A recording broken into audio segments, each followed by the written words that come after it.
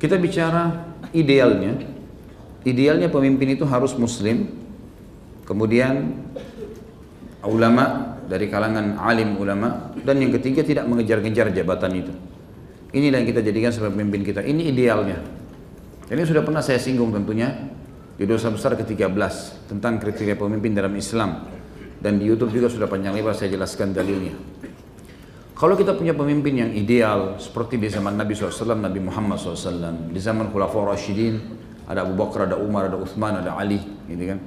Di zaman juga Umayyah, Abbasiyah, ada beberapa khalifah yang Masya Allah, mereka orang yang takut dengan Allah Subhanahu Wa Taala sehingga mereka berlaku adil dengan masyarakatnya. Pemimpin-pemimpin seperti ini teman-teman sekalian wajib dipatuhi dan tidak boleh dilanggar, tidak boleh dilanggar. Karena tita dia adalah ibadah buat kita kalau kita amalkan.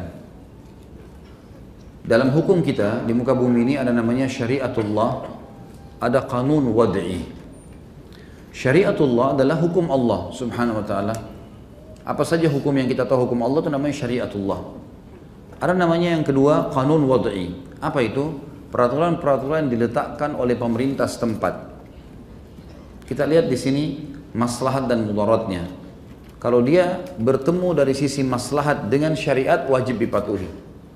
Seperti misal adanya rambu-rambu lalu lintas, adanya sekarang mungkin KTP, adanya paspor, adanya ijazah, ya. Ini semua teman-teman sekalian adalah maslahat demi kebaikan. Menata tatanan hidup bagus kan? Di zaman Umar bin Khattab ada dawawin namanya, ada disusun, dibukukan, mulai pertama kali dibukukan masalah keuangan, orang yang masuk Islam, dibuat, ada. Dan itu adalah untuk kerapian. Di zaman Nabi SAW tidak ada. Ini bertemu dengan syariat Allah dari sisi maslahat, dan tidak ada sesuatu yang haram. Maka di sini wajib kita ikuti. Kalau kanun wad'i itu tidak sesuai dengan syariat Allah, maka diperincikan lagi oleh para ulama. Dilihat maslahat dan mudaratnya juga. Contoh misal pajak. Pajak peraturan pemerintah. Tapi apakah ini bertemu dengan maslahat di syariat? Tidak jawabannya. Karena tidak ada dalam syariat pajak. Nggak ada maks. Tidak ada pengambilan paksa dari masyarakat. Pajak kan itu dipaksakan tanda kutip. Ini sebenarnya tidak ada dalam syariat, peraturan kanun wad'i tadi, peraturan pemerintah setempat. Maka dilihat maslahat dan mudaratnya. Kalau seseorang tidak patuhi ternyata berbahaya buat dia, seperti misal bisa ditutup usahanya, misal tidak bisa diperpanjang STNK mobilnya kalau dia nggak bayar pajak, ada mudarat datang kepada dia, di sini dia harus bayar. Dia ikut dan dia niatkan sedekah. Ini masuk dalam sabda Nabi SAW, taatilah pemimpin kalian, walaupun yang memimpin kalian adalah seorang berkulit hitam dari negeri Habasyah, negeri Ethiopia.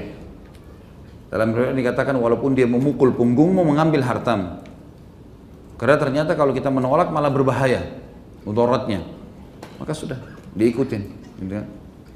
Tapi pada saat peraturan-peraturan tertentu yang diletakkan oleh pemerintah tapi ternyata bertolak belakang dengan syariat Allah. Seperti misal peraturan di sekolah tidak boleh perempuan pakai jilbab. Misal, nggak bisa sama sekali toleransi masalah ini. Harus dipaksa untuk bisa ditolak ini. Kita pakai jilbab tetap, gitu kan? Nggak bisa enggak, karena kalau enggak kita akan melanggar hukum Allah Subhanahu Wa Taala. Kalau tadi masalah pajak itu, dia bersifat sedekah yang dipaksakan. Tapi kalau sudah sampai buka aurat atau kita dipaksa untuk melakukan perbuatan seperti di zaman Kemal Atatürk di Turki dulu, dipaksa semua perempuan tidak boleh pakai jilbab, dipaksa azan diganti menjadi bahasa Turki, gitu kan? Dipaksa orang-orang tidak boleh sholat di masjid, banyak masjid yang ditutup. Tidak boleh kita patuh ini, karena ini sudah jelas-jelas berhubungan dengan masalah ibadah kita kepada Allah SWT, bukan hanya sekedar sedekah yang dipaksakan tadi. Seperti itu merincikannya. Teman-teman sekalian, kalau ada seseorang yang sudah terpilih jadi pemimpin, kita wajib patuh dengannya, tidak boleh memberontak teman-teman sekalian. Kecuali memang orang ini sudah masuk dalam syarat bolehnya diberontaki. Apa itu syaratnya? Ada hadis Nabi SAW. Kata Nabi SAW, nanti akan datang setelahku pemimpin-pemimpin yang bodoh sekali. Mereka yang tidak pernah mengambil sunnahku, tidak pernah mengambil petunjukku. Kata para sahabat, ya Rasulullah, kalau ada orang begitu kita berontak aja. Biasanya kita berontak, angkat pedang aja. Kata Nabi SAW, tidak boleh.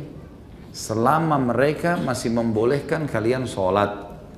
Atau dalam riwayat lain, selama mereka masih sholat bersama kalian. Berarti di sini ada syaratnya.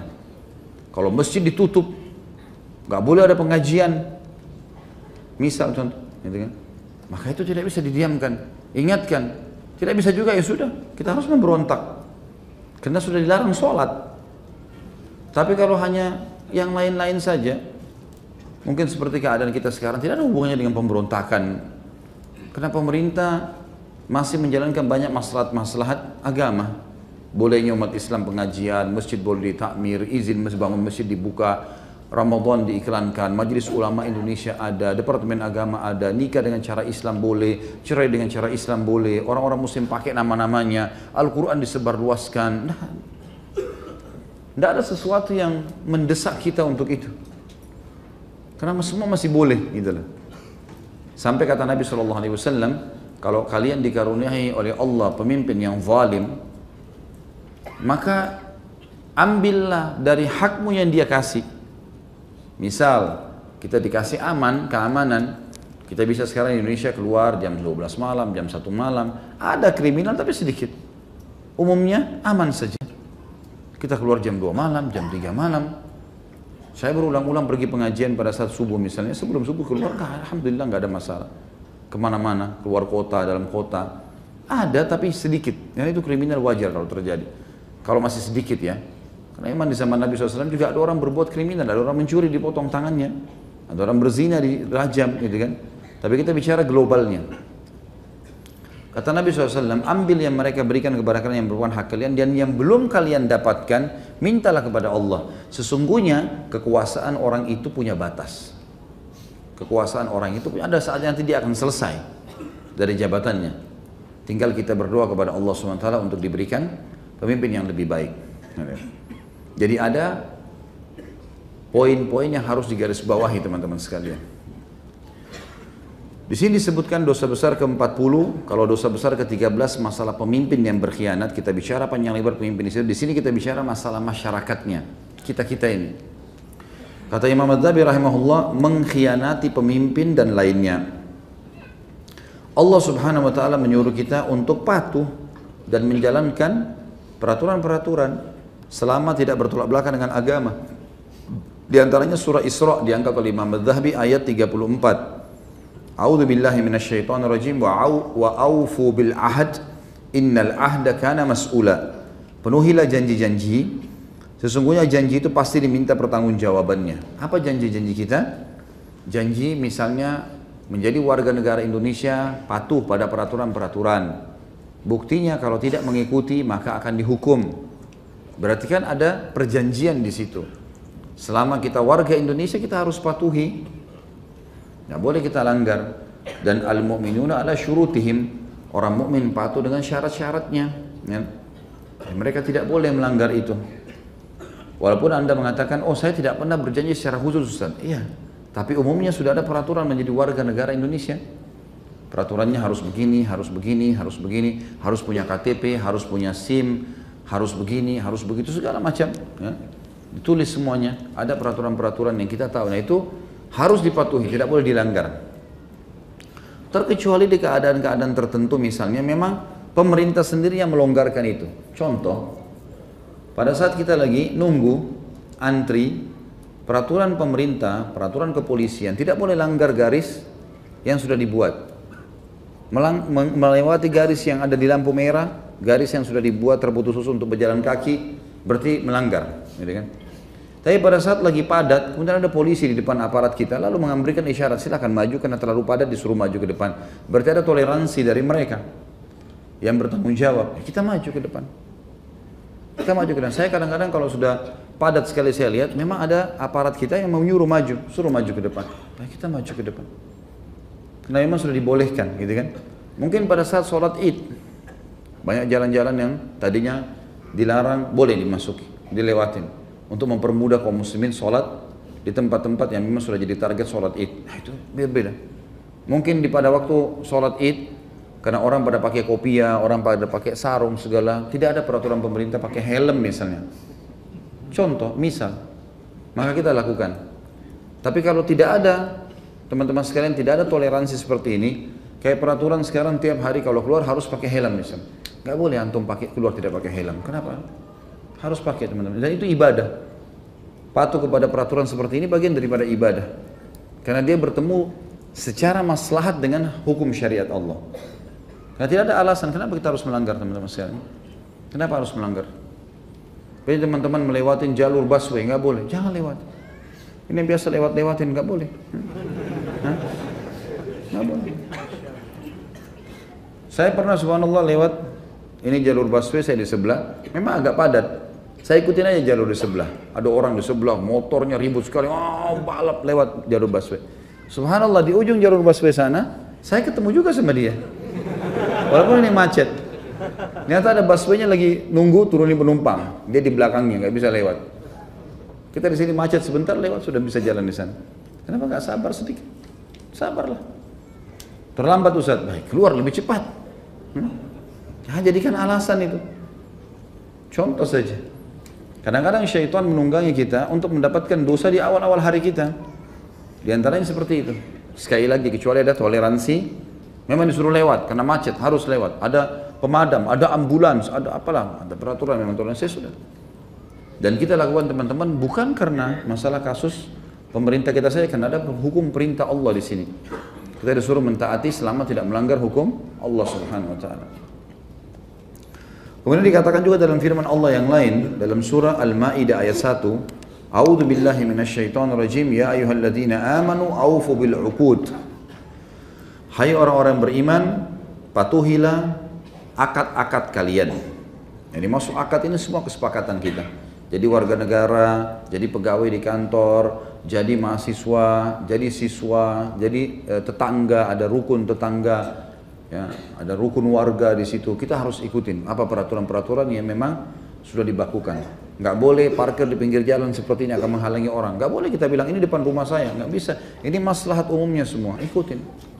Jangan bentrok teman-teman sekalian. Orang mukmin itu adalah orang yang paling baik. Khairun nasi anfa'uhum linnas. Mereka tidak mau menyusahkan orang lain.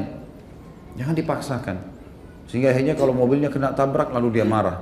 Padahal sebenarnya dia sendiri yang melanggar, itu sudah tidak boleh disepakati oleh warga di situ. Misal contoh. Ya. Sama teman-teman dengan masalah pengajian. Jangan kan antum ke pengajian kemudian malah jadi penyebab orang lain macet, orang lain jadi masalah. Ya, nggak bisa. Kita mau nuntut ilmu. Orang penuntut ilmu itu harus bertambah bijaksana, bertambah pintar, gitu kan? Kalau perlu kita yang membuat orang-orang pada jalan supaya nggak macet, baru kita jalan. Misal contoh. Karena ada sebagian di antara kita begitu kan? Akhirnya karena pulang pengajian nggak apa-apa, keluar nggak pakai helm, buat masalah, macetin orang. Kenapa harus begini? Kita kan baru keluar dari majelis ilmu. Ilmu akan membuat orang lebih pintar, lebih bijak, gitu kan? Harusnya. Jangan malah kita ugal-ugalan nih. Saya pernah pergi pengajian ke salah satu kota, diundang tablik akbar, saya ke sana. Dikawal oleh ikhwah-ikhwah. Pakai imamah, Masya Allah, rambutnya panjang, jenggotnya panjang. Wah, saya bilang ini mungkin begini di zaman Rasulullah dulu ya. Penampilannya gitu. Motornya besar semua, dampingin. Tapi saya lihat kok nggak pakai helm ini. Begitu mampir saya bilang, ikhwani, kenapa antum nggak pakai helm? Ah, mereka pada lihat semua. Rupanya kalau damping pengajian nggak perlu pakai helm. Gitu. Kenapa nggak pakai helm, akhi? Kalau sampai antum dilihat disorotin oleh orang non muslim, loh itu orang muslim ya. Terus dia pergi ke pengajian, mau kemana? Mau ke masjid, menuju ke masjid, masjid besar, masjid jami. Kita menuju jami. Terus ini ngapain mereka ngawal? Bisa kita minta aparat yang ngawal, ataupun kalau mereka ngawal, mereka pakai yang rapi, nggak melanggar. Imamanya buka dulu pakai helm, tunjukkan kepada orang kita adalah orang yang paling patuh dengan peraturan. Karena memang Allah suruh kita sepakati, patuhi akad-akad yang ada. Mestinya begitu. Kita orang yang di saf-saf pertama teman-teman sekalian menetapkan peraturan-peraturan yang bertemu dengan syariat Allah dari sisi maslahat. Kalau itu bertolak belakang dengan maslahat atau malah diharamkan dalam agama, kita punya hak untuk tidak mengikutinya, gitu kan? Tapi tadi saya bilang lihat maslahat dan mudaratnya lagi. Kalau kasus pajak mudarat kalau kita nggak bayar, baik kita bayar. Tapi kalau kasus misalnya wanita disuruh buka aurat atau masjid disuruh tutup atau apalah, nah ini tidak boleh kita patuh, gitu kan? Karena memang kita bisa melakukan perubahan, misal contoh. Juga dikatakan dalam ayat yang lain surah An-Nahl ayat 91, A'udzu billahi minasyaitonir rajim wa aufu bi ahdillahi idza ahadtum, dan tepatilah perjanjian dengan Allah apabila kalian berjanji. Maksudnya adalah sebagian ulama tafsir mengatakan termasuk janji dengan Allah taat dengan pemerintah setempat. Karena firman Allah Subhanahu wa taala, A'udzu billahi minasyaitonir rajim, ya ayyuhalladzina amanu atiiullaha wa atiiur rasula wa ulil amri minkum. Hai orang beriman, patuhlah pada Allah, patuhlah pada Rasul, dan patuhlah pada pemerintah setempat kalian. Sekali lagi kembali ke kaidah tadi. Kalau bertemu dengan di maslahat, kebaikan-kebaikan dengan hukum Allah, wajib kita patuhi. Gitu kan? Jadi ini sebuah poin. Nanti kalau bertemu dengan mudaratnya besar, kita lihat lagi tadi sebagaimana sudah saya rincikan contoh-contohnya. Nabi SAW menyebutkan yang hadis yang sudah masyhur tentang masalah orang munafik. Dan ini harus jauh sifat ini dari orang-orang beriman. Dalam hadis Bukhari Muslim, arba'un man kunna fihi kana munafikan haqqa. Ada 4 perkara yang kalau menjadi ciri khas seseorang, maka pastikan dia seorang munafik yang tulen. Dalam riwayat yang dikatakan sampai dia meninggalkannya. Man idza haddatsa kadzab, siapapun yang berbicara selalu dusta. Wa idza tumina khan, kalau dia diberikan amanah maka dia berkhianat. Wa idza ahada ghadar, dan kalau dia diberikan amanah, kalau dia berjanji maka dia melanggarnya. Wa idza khasama fajar, bila dia bertengkar maka dia berbuat keji. Saksi bahasan, wa idza ahada ghadar, kalau dia ada kesepakatan maka dia mengkhianatinya. Banyak orang tidak paham masalah itu ya. Dianggap tidak ada kesepakatan dia dengan pemerintah, padahal sebenarnya ada. Karena pemerintah sudah menerapkan hukum-hukum, gitu kan. Kita ikuti peraturan-peraturan itu semampu kita. Kemudian juga dalam hadis riwayat Muslim, kata baginda Nabi SAW, likulli ghadirin liwa'un yawmal qiyamah indastihi yuqal hadhihi gudratu fulan ala wala ghadira a'zamu ghadran min amiri ammah. Setiap orang yang melanggar perjanjian akan memiliki tanda bendera pada hari kiamat, di bokongnya. Orang yang khianat akan ada bendera yang besar keluar dari bokongnya sampai ke atas kepalanya, menjadi syiar, jadi orang-orang pada lihat. Ini adalah pelanggaran perjanjian si fulan. Ditulis di situ perjanjian dia yang dia khianati, baik sama pemerintah, sama atasannya, sama pasangan hidupnya, semua. Ketahuilah, tidak ada pelanggar perjanjian yang lebih besar pelanggarannya daripada melanggar janji terhadap pemimpin umum kaum muslimin. Itu adalah sesuatu yang paling berat. Jadi di sini hadis ini menjelaskan kepada kita, dalam hadis riwayat Imam Muslim ini, kalau ada kesepakatan antara kita sama pemerintah setempat, pasti ada peraturan-peraturan mereka. Kita baca, cari tahu apa peraturannya wilayah ini, saya masuk ke sini apa peraturannya nih. Lalu kemudian kita lihat bertemu nggak dari sisi maslahat dengan hukum Allah. Kalau bertemu wajib kita patuhi. Jadi kita harus tahu dan memilah, gitu kan. Juga dikatakan dalam hadis yang sahih diriwayatkan oleh Imam Bukhari, Nabi SAW bersabda, qala Allah Ta'ala, Allah yang maha tinggi telah berfirman, thalathatun ana khasmuhum yawmal qiyamah, rajulun a'ta bi thumma ghadar, wa rajulun ba'a hurran fa'akala thamanah, wa rajulun ista'jara ajiran fastawfa minhu wa lam yu'tihi ajrah. Allah Ta'ala berfirman, 3 golongan manusia aku akan menjadi seteruh atau musuh mereka pada hari kiamat. Yang pertama, seorang laki-laki yang memberi sumpahnya dengan menyebut namaku kemudian melanggarnya. Ada orang bilang misalnya, demi Allah saya akan datang, demi Allah saya akan bayar, demi Allah saya akan jujur, lalu dia bohong. Ini orang yang berat ini, Allah musuhi dia hari kiamat. Allah kalau musuhi artinya tidak akan dibantu apa-apa oleh Allah di timbangan amal, bahkan bisa Allah hukum dia makhluknya Allah. Yang kedua, seorang laki-laki yang menjual orang yang merdeka lalu memakan harganya. Orang merdeka nggak boleh dijual, nggak boleh transaksi jual beli. Dan seorang laki-laki yang menyewa seorang pekerja lalu meminta semua haknya darinya, namun dia sendiri tidak memberikan upahnya. Ada orang bekerja pembantunya, supirnya, pegawainya, kasih peraturan segala macam, wajib kerja. Tapi di akhir bulan terlambat gajinya orang. Nah ini juga termasuk seterusnya Allah Subhanahu wa taala pada hari kiamat. Di sini teman-teman sekalian, yang dimaksud saksi bahasan kita adalah orang yang pertama, orang yang bersumpah dengan menyebut namaku kemudian melanggarnya. Ada di antara orang yang begitu, mereka menyebutkan demi Allah kalau si fulan jadi raja, si fulan jadi presiden, saya akan patuh. Dia pakai namanya Allah di sini. Ternyata pada saat orang itu menang, dia tidak mau ikutin peraturan-peraturannya, padahal sebenarnya peraturannya tidak bertolak belakang dengan hukum Allah. Maka di sini dia akan menjadi musuh Allah pada hari kiamat. Kemudian juga dalam hadis riwayat Muslim yang menjelaskan kepada kita teman-teman, tidak boleh seseorang muslim itu memberontak tanpa ada udzur syar'i. Disebutkan Nabi SAW bersabda, "Man khala'a yadan min ta'atin laqiyallaha yaumal qiyamati wala hujjatalah." Wa man mata wa laysa fi unuki bai'atun mata mitatal jahiliyah. Barang siapa yang menanggalkan tangan dari ketaatan, enggak ada sesuatu yang mendorong dia untuk itu, tapi dia memberontak, dia tidak mau, membangkang dengan peraturan pemerintah bilang A, dia bilang B, semuanya ditolak belakangi sama dia. Ya. Kemudian dikatakan oleh Nabi SAW, barang siapa menanggalkan tangan dari ketaatan, niscaya dia akan bertemu Allah di hari kiamat dalam keadaan dia tidak akan memiliki hujjah. Gak ada argumen, karena Allah suruh patuh, bukan karena orang itu, tapi karena saya suruh, kata Allah. Dan barang siapa yang mati dan tidak ada baiat di lehernya, maka dia mati dalam keadaan mati jahiliyah. Misalnya ada orang bilang, saya warga negara Indonesia, tapi saya nggak mau ikutin peraturan pemerintah, saya tidak mau ngakuin orang ini sebagai presiden, padahal sudah terpilih, nggak bisa ini. Nggak bisa, sudah terpilih, orang nggak bisa lagi, gitu. Nggak ada opsi, kita nggak ada pilihan. Maka kita harus patuhi yang berbau hukum Allah Subhanahu Wa Taala. Dan ingat teman-teman sekalian, ada hadis yang mulia dihasankan oleh para ulama dan ini diriwayatkan Imam Ahmad. Siapa yang memuliakan pemimpinnya, Allah akan muliakan dia. Dan siapa yang menghina pemimpinnya, dia akan dihina oleh Allah. Berapa banyak saya kadang-kadang samar-samar mendengarkan orang mencaci maki presiden, orang mencaci maki menteri. Apa urusan sama kita teman-teman sekalian? Kita ingkar mungkar itu kalau ada sesuatu, kita sepupunya, kita saudaranya, kita temannya, kita bisa bicara sama dia sehingga ada maslahat. Tapi antum di pinggir-pinggir gang bicara seseorang yang di istana, nggak nyambung. Siapa yang mau dengar suara antum tuh? Duduk minum kopi dari pagi sampai malam bicara masalah politik seperti dia ahlinya, padahal nggak ngerti apa-apa. Dia jual sendal aja belum tentu laku. Terus kemudian mau bicara masalah hukum, tentu apa?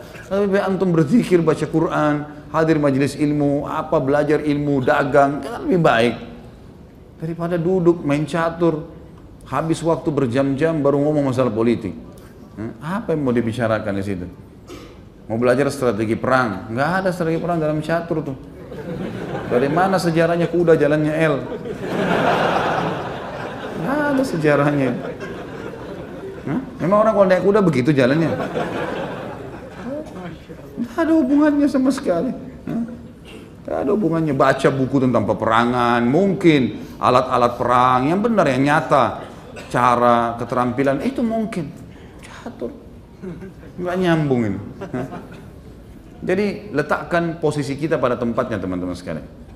Kalau kita bicara didengar sampai ada manfaatnya, silahkan. Kalau enggak doain, karena doa langsung bisa sampai ke dia. Kalau enggak untuk apa? Enggak ada masalah. Coba pikirin baik-baik, direnungin ya. Jadi bagaimana kita berpikir atau meletakkan diri pada posisi yang lebih tepat. Karena kalau kita mencampuri urusan orang lain, tidak usah kita bicara masalah pemimpin negara. Tetangga kita campuri urusannya, kita mau cari tahu dia pakai baju apa, kita mau cari tahu dia makan apa di rumahnya. Itu sudah cukup menjadi dosa buat kita.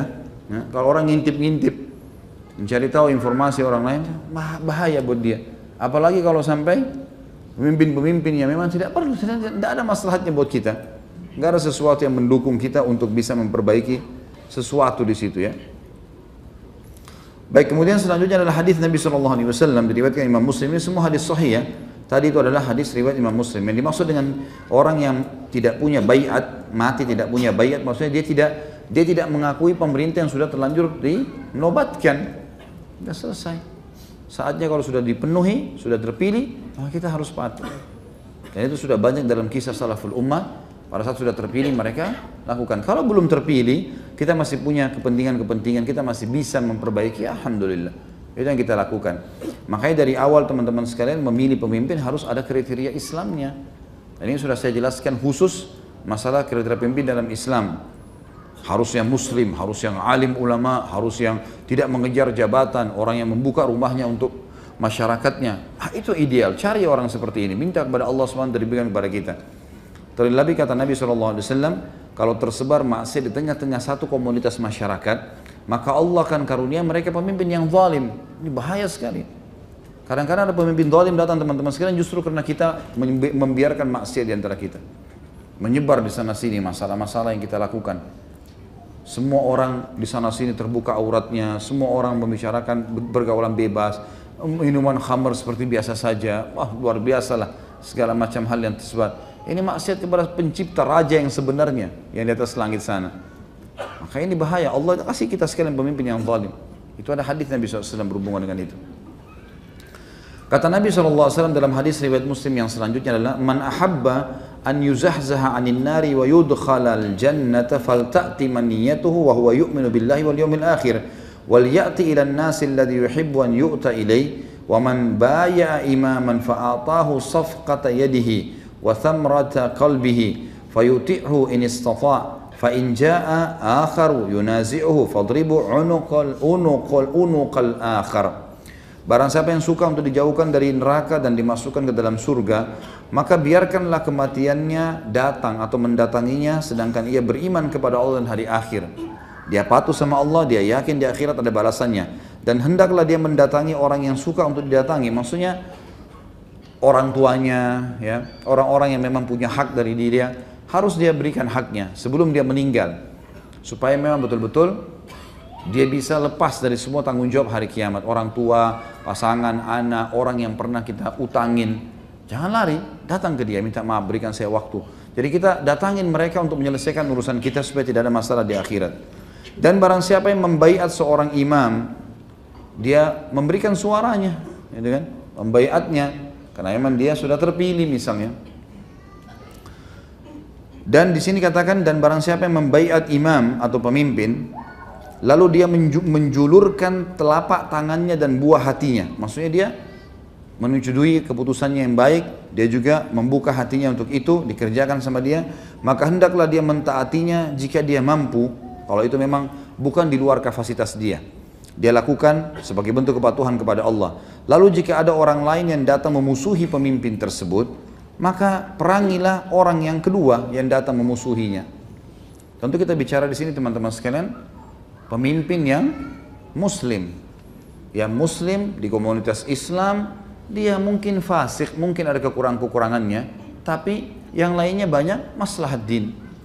Kita nggak bicara di sini kasus orang non muslim yang membuat masalah kayak kasus Ahok misalnya. Kita nggak bicara masalah itu karena dia sedang menyisihin agama, dia harus dihukum. Kita nggak bicara kasus ini karena gubernur itu adalah lingkup yang kecil. Kita bicara lingkup yang besar nih, kepemimpinan sebuah wilayah besar, muslimin. Kalau kita sekarang presiden, mungkin kalau raja, kalau ada nanti khalifah, ya, semuanya wilayah muslim di bawah naungan dia. Kita bicara lingkup yang besar. Kita nggak bicara pemimpin kepala sekolah, yayasan, kepala perusahaan, kepala rumah sakit. Kita nggak bicara itu. Itu semua adalah hal-hal yang kecil-kecil, ini bukan hal yang besar. Tapi kalau kita bisa dapatkan muslim yang baik, alhamdulillah, gitu kan? Dan kasus, saya tidak bicara ini berarti oh nanti antum bimbang, berarti bagaimana nih dengan kasus gubernur DKI sekarang? Enggak, sekarang dia sudah nggak bisa lagi dibicarakan kecuali dihukum, harus dihukum. Nah, dia sudah menistakan Al-Quran, menistakan Allah, menistakan para ulama yang menjelaskan masalah Al-Ma'idah 51, itu lain hukumnya, dia harus dihukum.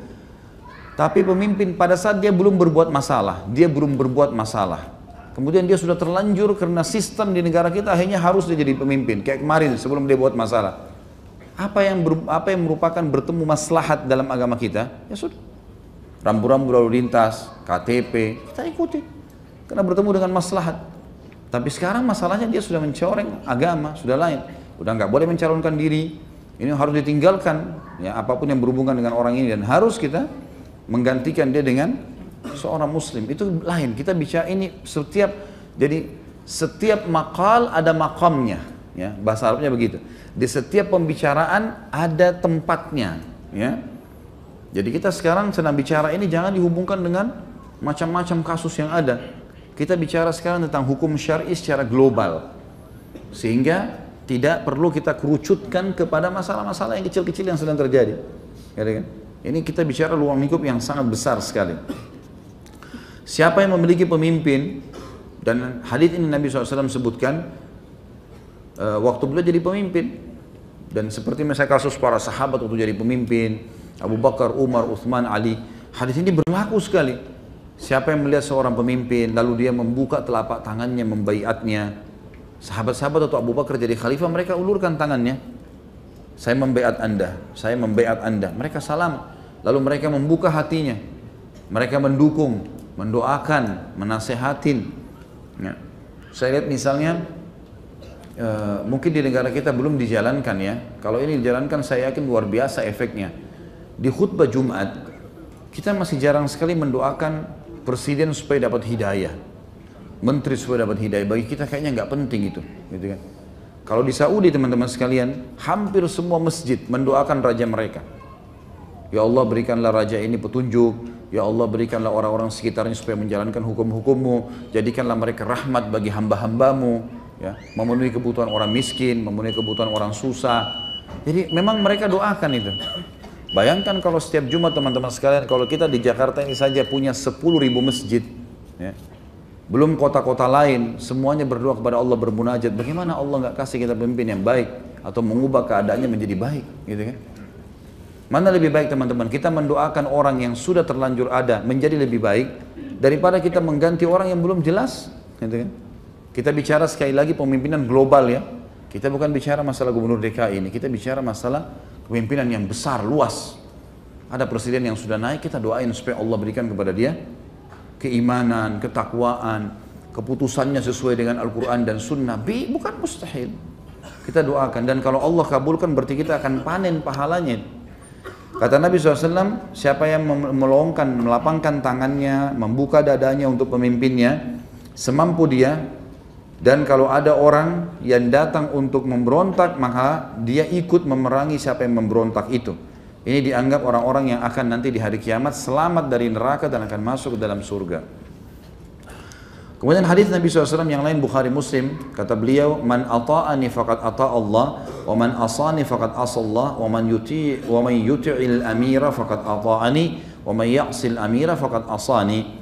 Barang siapa yang taat kepadaku maka dia telah taat kepada Allah, dan barang siapa yang membangkang atau bermaksiat kepadaku, Rasulullah SAW bilang jangan, dia kerjakan. Rasulullah mengatakan kerjakan, dia tidak mau kerjakan, maka dia telah membangkang kepada Allah. Barang siapa yang taat kepada pemimpinnya di wilayah dia, tidak ada masalah dengan hukum Allah di situ, maka dia telah taat kepadaku, kepada Nabi SAW. Dan siapa yang membangkang pada pemimpinnya, dia telah membangkang kepadaku. Hadis ini muttafaqun alaih. Maksudnya sesuai dengan hukum Allah Subhanahu Wa Taala. Tinggal 3 hadis saja teman-teman sekalian. Hadis selanjutnya hadis Bukhari Muslim. Kata baginda Nabi SAW, man kariha min amirihi syai'an falyasbir, fa innahu man kharaja minas sultani shibran mata maitatal jahiliyah. Barang siapa yang membenci sesuatu dari pemimpinnya, mungkin penampilannya, mungkin kata-katanya, tapi tidak sampai melanggar agama ya. Bukan kayak kasus tadi menghina Al-Quran, tidak sesuatu. Jadi hanya karena kita tidak suka lihat fisiknya, atau tidak suka lihat warna kulitnya, atau tidak suka lihat rambutnya, atau tidak suka lihat omongannya mungkin kurang tertata rapi dan seterusnya. Kata Nabi SAW, siapa yang melihat atau membenci sesuatu yang dia tidak suka dari pemimpinnya, maka hendaklah dia bersabar. Sabar aja. Karena barang siapa yang keluar dari ketaatan kepada pemimpin yang berkuasa sejauh 1 jengkal saja, maka dia kalau dia mati dalam keadaan jahiliyah. Artinya berdosa gitu. Juga hadis yang sahih, kata Nabi SAW, man kharaja minal jama'ati qaida shibrin faqad khala'a ribqatal islam min unuki. Barang siapa yang sengaja keluar dari jamaah kaum muslimin sejauh sejengkal, ada pemimpinnya, ada peraturannya, tidak melanggar hukum Allah di situ, dia sengaja keluar, maka dia telah menanggalkan ikatan Islam dari lehernya. Artinya ada ancaman di sini. Kata Imam Adz-Dzahabi penutup adalah, dan kejahatan apa yang lebih besar daripada anda membaiat seorang laki-laki kemudian anda tidak mentaatinya, membatalkan janji, memeranginya dengan senjata anda, atau membiarkannya dibunuh oleh orang lain. Kemudian kata Nabi SAW dalam hadis penutup bahasan kita, man hamala alaina silaha falaysa minna. Barang siapa yang membawa senjata atau memerangi kami, maka dia bukan golongan kami. Makna hadis adalah kaum muslimin, pemimpin muslim, kaum muslimin secara umum, siapa yang memerangi mereka, memerangi kami ini, pemimpin muslim dan juga masyarakat muslim, maka berarti mereka bukan golongan kami. Allahu alam. Jadi kesimpulan penyampaian kita teman-teman sekalian, kita taati pemerintah kita selama tidak ada pelanggaran-pelanggaran agama, walaupun ada kekurangan-kekurangan yang terjadi. Dan mulia sekali hadis Nabi SAW tadi yang saya sebutkan, kalau kalian dicoba dengan Allah dengan pemimpin yang punya kekurangan, ambillah apa yang telah diberikan dari hak kalian, lalu yang belum diberikan olehnya mintalah kepada Allah. Sesungguhnya dia punya masa jabatannya, dia akan selesai kok dari jabatannya. Juga statement Ali bin Abi Thalib yang bijaksana mengatakan harus ada pemimpin dalam Islam, baik dipimpin oleh orang mukmin atau orang fasik. Orang mukmin berarti apa? Menjalankan kelima rukun Islam, mengimani keenam rukun iman. Atau fasik, fasik muslim iya, tapi masih banyak pelanggaran. Kata para sahabatnya Ali, ya Amir Mukminin, waktu itu Ali jadi khalifah. Kalau orang mukmin kami bisa faham, wajar pemimpin kami. Kalau orang fasik, artinya nggak ada pilihan, orang ini saja jadi pemimpin. Baik itu karena keturunan sistem kerajaan misalnya, atau mungkin sistem suku, ya, atau mungkin sekarang sistemnya dipilih siapa yang paling banyak suaranya misalnya. Tapi dia muslim, cuma punya kekurangan. Bagaimana kami bisa paham kalau kami harus patuh dengan pemimpin seperti itu? Kata Ali apa? Radhiyallahu anhu, bijaksana sekali. Kata Ali, karena dengan dia jalan-jalan tetap aman, tetap bisa jalan, tetap bisa pergi, tetap ini, tetap itu. Pendapatan negara ada roda kehidupan bisa didapatkan, dan seorang muslim bisa ibadah di rumahnya sampai dia meninggal dan bertemu dengan Allah, gitu kan, dalam keadaan aman. Paling tidak itu sudah cukup bagi seorang muslim. Allahu a'lam. Ini yang saya sampaikan, mudah-mudahan bermanfaat. Subhanakallahumma bihamdika asyhadu an la ilaha illallah astaghfirullah wa atubu ilaik. Wassalamualaikum warahmatullahi wabarakatuh.